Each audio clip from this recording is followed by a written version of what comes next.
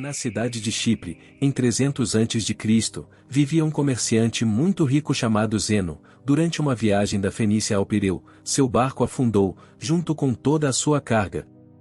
Por causa desse único evento, um evento que estava totalmente fora do controle de Zenão ou de qualquer pessoa, este homem muito rico de repente ficou pobre em um instante. Imagine que você fosse Zenão. Como você reagiria se seu trabalho de uma vida inteira fosse jogado no ralo pela pura força da natureza? Qual é a reação adequada? Você ficaria com raiva, triste, você sentiria que a vida o enganou? Para a maioria de nós, todas essas seriam reações normais, mas não para Zenão, o pai do estoicismo. Uma pequena mudança dura uma eternidade, e uma pequena reformulação da sua mentalidade pode se transformar em mudanças maiores e mais impactantes posteriormente. O núcleo do estoicismo é a própria definição de aceitação e indiferença. Depois de ler as obras de Sócrates e outros grandes filósofos, Zenão criou e ensinou o estoicismo.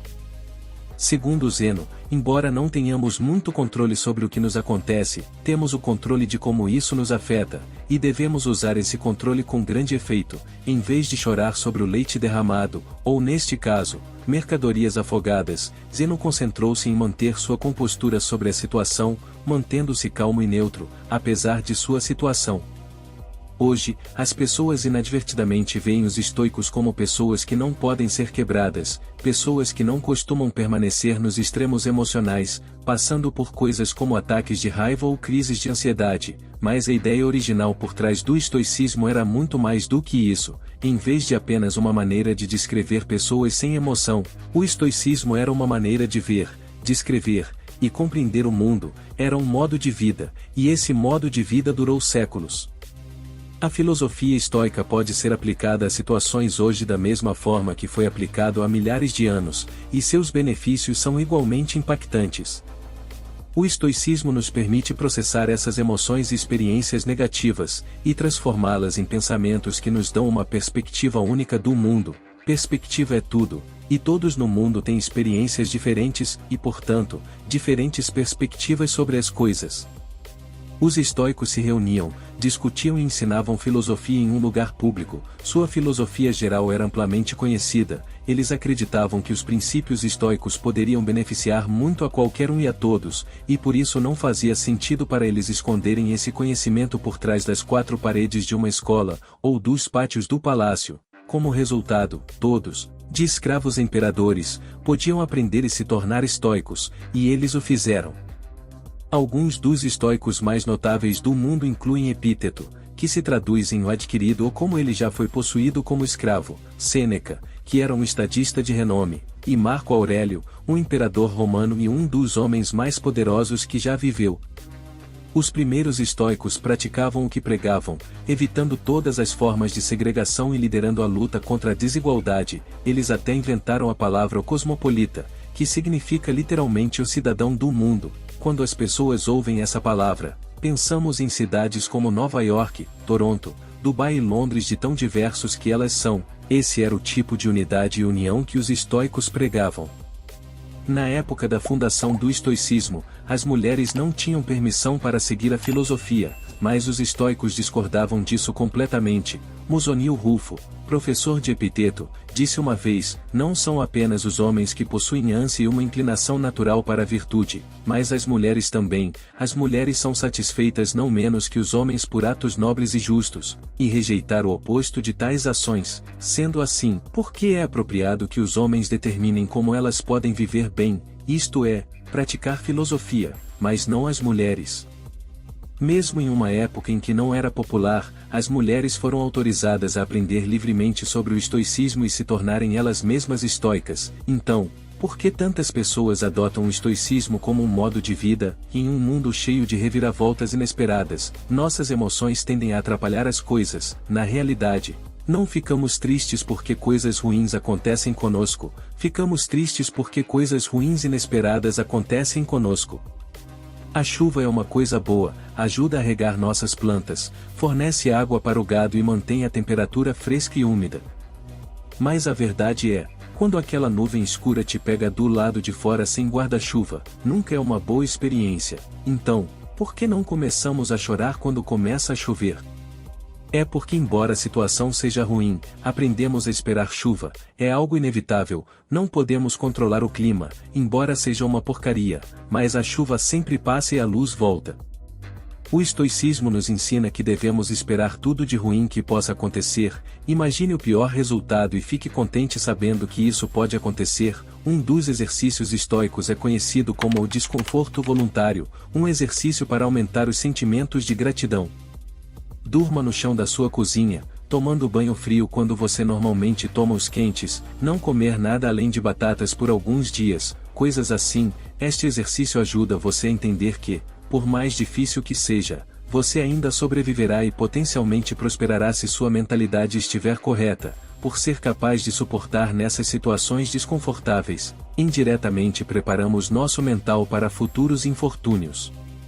Com o estado atual do mundo, onde os anúncios são constantemente empurrados para baixo de nossas gargantas, somos levados a acreditar que, se não tivermos a próxima melhor coisa, parecer de uma certa maneira, ou ganhar uma certa quantia de dinheiro que nunca seremos felizes. Esta mensagem é importante agora mais do que nunca. Entramos no mundo sem saber muita coisa, crescemos aprendendo coisas em casa, na escola e observando o mundo por nós mesmos.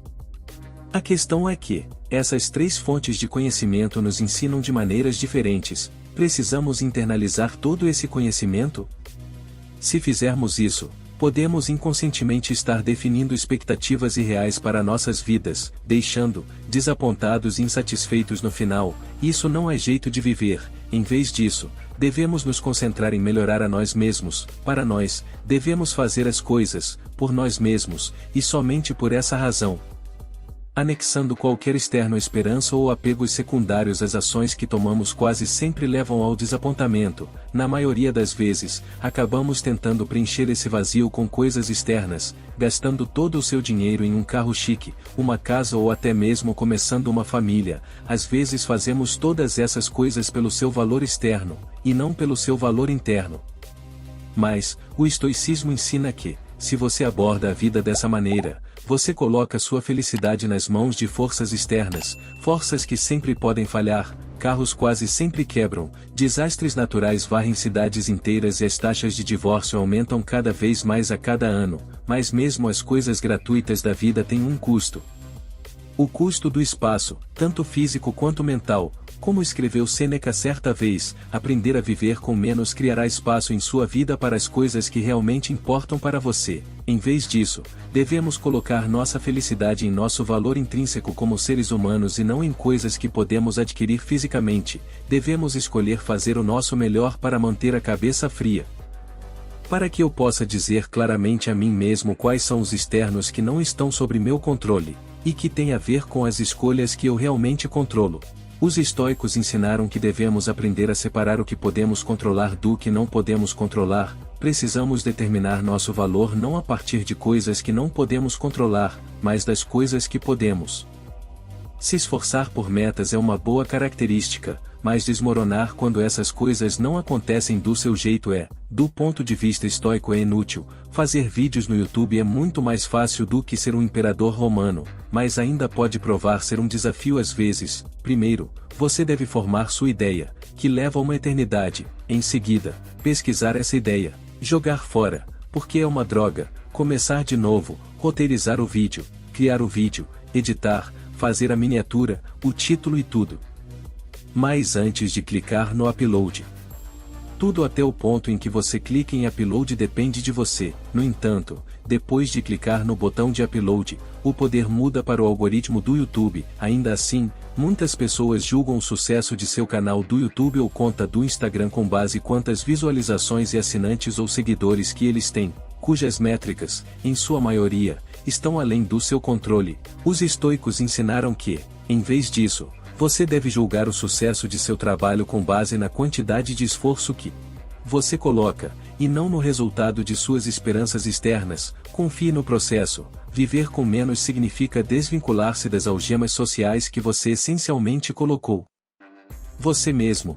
Pense em uma pessoa que tem trabalhado duro em seu trabalho nos últimos 6 meses, ele agora sente que merece uma promoção, então vai até seu chefe com seu relatório de desempenho, o patrão agradece, não concede a promoção e ele vai para casa achando que deve deixar o seu trabalho, ele não considera que o chefe pode simplesmente ter acordado com raiva. Outra pessoa poderia ter sido mais qualificada naquela época, ou talvez a empresa estivesse apenas perdendo dinheiro e simplesmente não podia pagar, ele não sabe o motivo, mas ainda está chateado. Se ele simplesmente valorizasse a qualidade do relatório de desempenho que entregou, continuaria fazendo o que estava fazendo para ganhar a promoção que queria, ele poderia ter sido muito mais feliz, com a perspectiva certa, seu objetivo não teria sido diminuído, mas apenas adiado. É essa reformulação de sua mentalidade que é crucial. Um verdadeiro estoico não vê em seus sucessos com base no ganho financeiro de seus empreendimentos, mas é confortado pelo fato de que eles podem viver uma vida confortável sem todas as coisas que o dinheiro pode comprar. Existem as 4 principais virtudes do estoicismo: sabedoria, coragem, temperança e justiça. Sabedoria é ser capaz de separar o que é interno e o que é externo, e a habilidade de escolher nossa reação às coisas que nos acontecem. Como disse Viktor Frankl, entre estímulos e resposta, há um espaço, nesse espaço está nosso poder de escolher nossa resposta.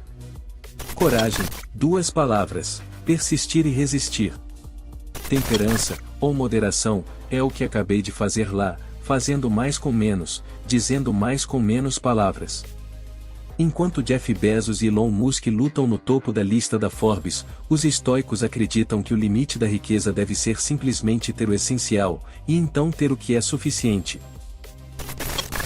A justiça é a mais importante de todas as virtudes, ela instrui que ninguém deve fazer mal ao outro porque todos nascemos um para o outro, para fazer o bem uns aos outros, e não a nós mesmos. Nelson Mandela foi um dos líderes africanos mais famosos do mundo, enquanto lutava contra o apartheid, foi condenado à prisão perpétua, onde permaneceu por 27 anos antes de finalmente ser lançado. Quando saiu da prisão, foi eleito presidente da África do Sul e, assim, muitas pessoas pensaram que ele iria unir brutalmente todas as pessoas que tinham algo a ver com o apartheid ou sua prisão, mas é claro que ele não ia. Ao longo de seu tempo na prisão, Mandela leu as obras de Marco Aurélio e aprendeu muitas das valores centrais do estoicismo, todos os quais ele praticou ao longo de sua vida. Em vez de chamar o cabeça dos malfeitores, Nelson Mandela exortou seu povo a buscar o oposto, para relaxar e reconstruir. Ele enfatizou que o passado estava agora além de seu controle, e que a única coisa que eles poderiam fazer era encontrar uma maneira de avançar e construir uma nação melhor. Este é o caminho do estoicismo. Na medicina moderna, o estoicismo está no centro de procedimentos como a terapia comportamental emotiva racional, ajuda os pacientes a identificar padrões de pensamento negativo que podem estar causando problemas emocionais e comportamentais. Ele permite que você desafie o raciocínio por trás de todos esses pensamentos negativos com lógica, e quando você percebe que muitos deles são infundados, você pode então substituí-los por crenças mais produtivas e saudáveis. A logoterapia, por outro lado, baseia-se no princípio estoico de que os seres humanos são movidos por propósitos. Mesmo nas situações mais sombrias, podemos preencher nossas vidas com significado e felicidade simplesmente descobrir qual é esse propósito. Como muitos de nós sabemos, porém, isso é mais fácil dizer do que fazer, é um processo. Como tudo mais, temos que reprogramar a maneira como pensamos para resolver nossos problemas com a felicidade. Devemos praticar a autoestima. Ao redirecionar nossa definição de valor para as coisas que podemos controlar, podemos parar de ficar fixados nas coisas que não podemos controlar e, em geral, podemos levar uma vida muito mais feliz e gratificante. O estoicismo nos ajuda a atravessar tempestades passadas e presentes em águas mais calmas e pacíficas. E se nosso navio afundar e todos nós nos afogarmos, podemos ter paz no fato de que vivemos uma vida boa, embora não tanto quanto esperávamos. Porque lembre-se, tudo tem um fim. Obrigado por assistir, peço que curta e se inscreva em nosso canal. Até o próximo vídeo.